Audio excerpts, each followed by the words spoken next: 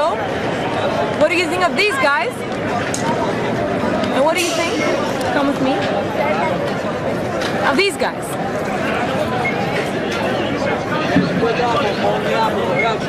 Who is free? Are you free? Am I free? Are they free? Are they free, the policemen?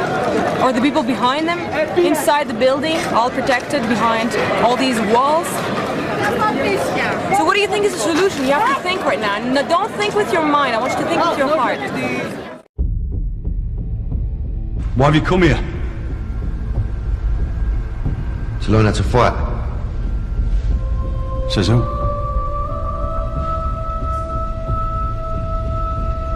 Collier said you'd teach us how to fight. I can't teach you how to fight. Because you already can. It's already in you.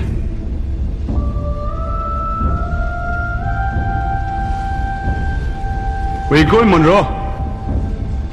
I can't do this. He's like...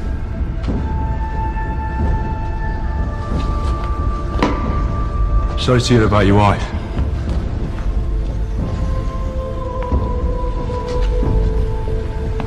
For fuck's sake, Monroe. Think you wandered in here by mistake? Deep down you want to stay. Because you've been abandoned by the powers that be, and there's nowhere else to turn. Now get your shoes off and fall back in line.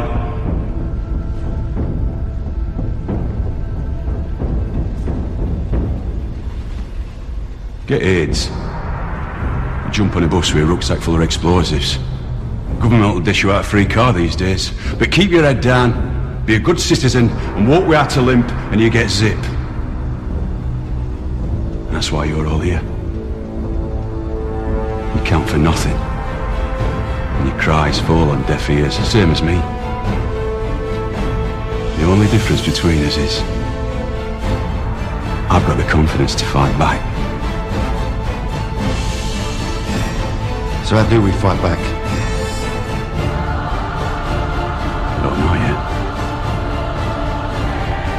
But if you want to spend the rest of your lives getting bullied and raped by cunts like Blair, and having paedophiles wander their fucking playgrounds while you smile mutely and pay your fucking taxes, and get out the door.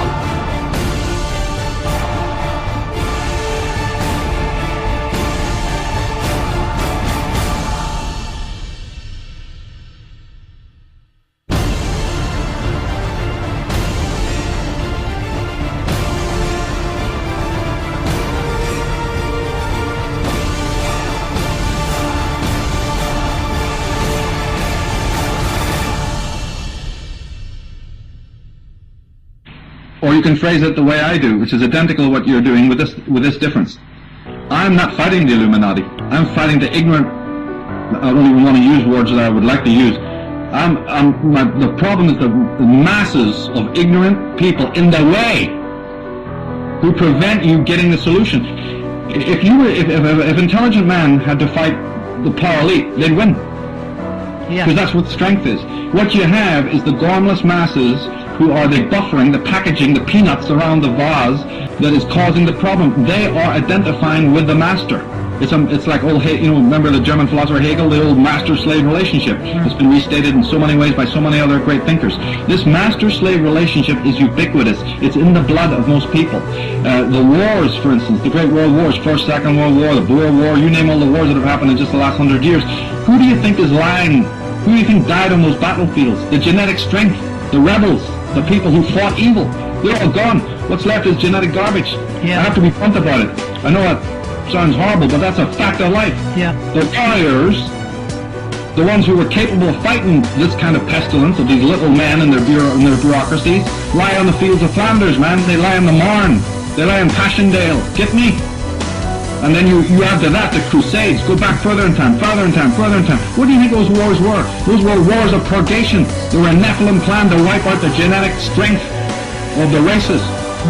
So that what's left today hasn't even got the gumption or the hard wiring to even fight back. That's why they're gormless, ignorant what you're talking about. That's how ignorance exists.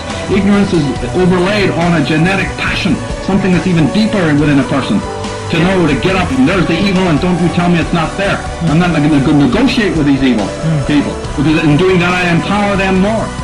Well, see, I believe that even genetic will, so to speak, isn't even there today. Yeah, the will to fight, not like our forefathers. No, you must be joking. They fought and they're dead, and that was the plan. In fact, most of the wars that were orchestrated to get them to spill their blood were completely contrived by the same Atlas cabal that I'm talking about. Ergo, Rothschilds, etc., etc. You know, we can get into all the names, and I've done so in my work. But basically, the same cabal, these architects of control, have organized these ritualistic wars in order to do that. Pit one powerful group against another. Frenchmen against Germans, Germans against English, Scots against these guys, Irish against them. Butcher each other while we sit back and clink our glasses and have a ball because we know what's coming 50 years from now with your kids. We'll hand them this, we'll hand them skateboards, we'll hand them video games, we'll hand them PC computers, we'll hand them, you know, every kind of ridiculous pop star, you know, up the charts in all sorts of ludicrous fashions, and they're going to follow it like the sheeple that they are, because they don't even have something inside their subconscious that says no to this lie. In fact, they become party to the lie. That's why I'm saying that you're fighting a wall of ignorance. You're not even in the boxing ring of the real opponent, because you've got to deal with all of the sheeple in the way. And one can either say, you know, this is worth it, it's worth all that effort, or somebody might decide, you know, I think it's not worth it, I don't think it's going to happen. So the jury's out on whether that's going to happen or not. One voice will say, no, people are waking up, another voice will say, no, they're getting more back to sleep. So it's really, really difficult to be able to make a broad statement like that. But the fact is, a lot of what you are fighting is simple, willful ignorance, not willless ignorance, willful ignorance. The evidence of what we're talking about is in the face of every single person. They just refuse to see it. I'm sick of this, and I'll tell you why I'm sick of it. Because while these pathetic, naive people, despite all the evidence before them, are looking the other way, oh no, it's just paranoia. While they're doing that, they are allowing these people to impose their will on my children and my life, and I'm not having it. And if people would just engage a few more brain cells, open the eyes and look, they will see the scale of fascism, no other word for it, that we are being subjected to today. And if you don't wake up and you go on looking the other way, well, the fascism just gets more, and eventually it will dawn on you, and by then it will be too late. Don't look to me for sympathy when it happens, mate, because you got your chance now. But the point is that that's what we are. We're like creatures in a machine sucking our blood. We're like cattle. We are seen here to provide daybreakers. We are here to provide our souls, our money, our kids, everything. The globalists see it as if they control the entire society. And so this woman sees troops, SWAT teams, guns, FEMA camps. She feels safe when she sees big black armored vehicles and tanks and big monolithic government buildings and thugs and CPS grabbing children and corruption. She just cozies up like a snake around their leg. But she comes into some red-blooded, tanned, redneck American who isn't her slave, and she comes in here with with a man with a little bit of hair on his chest, and it just scares the living daylights out of her. She had thought she'd entered the ninth circle of hell. She was in a room with a fork-tailed devil. This is a domesticated slave. This is a domesticated worm. This is a domesticated serf. This is someone who sees a human who isn't castrated. I mean, I would imagine a domesticated pig in a pig pen watching a wild pig run around, out there in the field 100 yards away. That'd probably actually scare a pig, because it would have memories of being a free hog. It would have memories of running around squealing and rooting and having a good time. And it'd be sitting there eating its slop about to get slaughtered.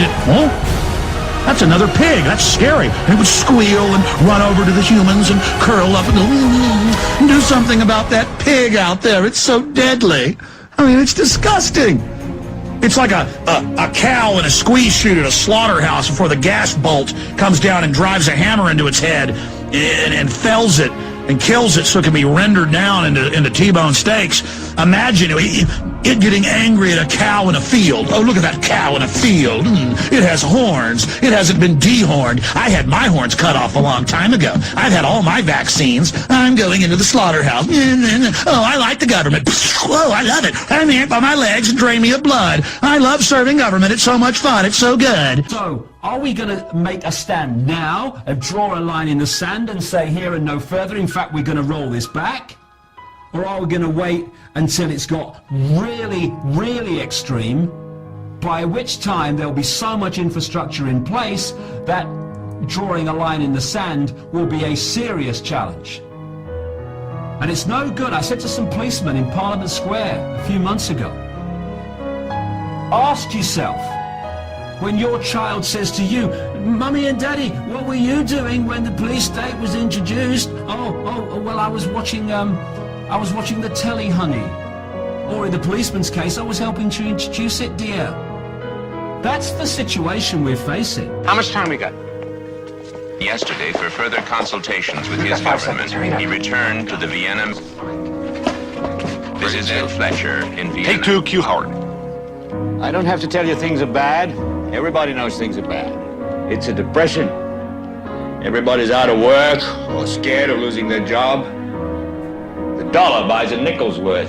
Banks are going bust. Shopkeepers keep a gun under the counter. Punks are running wild in the street. There's nobody anywhere who seems to know what to do, and there's no end to it. We know the air is unfit to breathe, and our food is unfit to eat. We sit watching our TVs while some local newscaster tells us that today we had 15 homicides and 63 violent crimes, as if that's the way it's supposed to be. We know things are bad, worse than bad.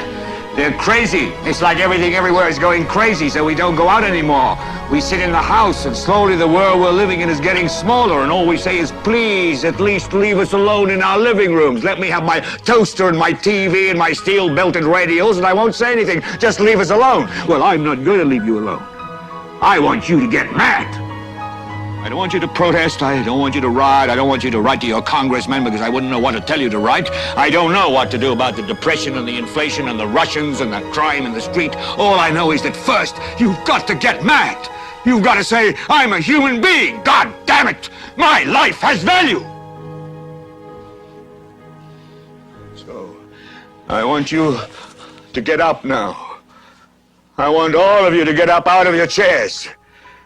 I want you to get up right now and go to the window, open it, and stick your head out and yell, I'm as mad as hell, and I'm not going to take this anymore! And it's not a case of waiting for frontman Obama or anyone else to say, this is what the solutions are. They won't create solutions. They're not supposed to create solutions. We need to do it. And we do that by supporting each other, by letting the fault lines that divide us fall, and by ceasing to cooperate with the system. And when that happens, the system cannot survive, because we are absolutely essential to holding it together. Because, like I said earlier, a pyramid, the bottom holds the top up, not the other way around.